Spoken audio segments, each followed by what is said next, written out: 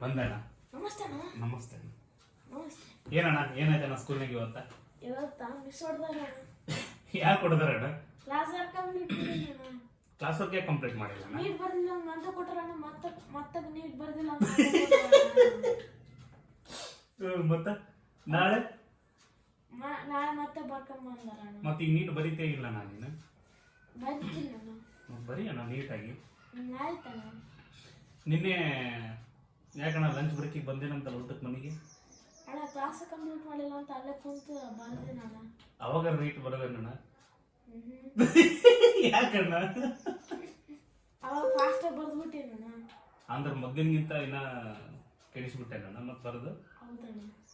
ಹೆಂಗಣ್ಣ ಹಿಂಗ ಅಂತ? ನಾಳೆ ಮತ್ತೆ ಬರ್ಕೊಂಡ್ಬರ್ಬೇಕು. ಮತ್ತೆ ನಾಳೆ ನೀಟ್ ಬರೀತೇ ಇಲ್ಲ ಅಣ್ಣ? ಬರ್ತೀನಿ ಅಣ್ಣ. ಓಕೆ ಅಣ್ಣ, ಆಲ್ ದಿ ಬೆಸ್ಟ್ ಅಣ್ಣ. All the best.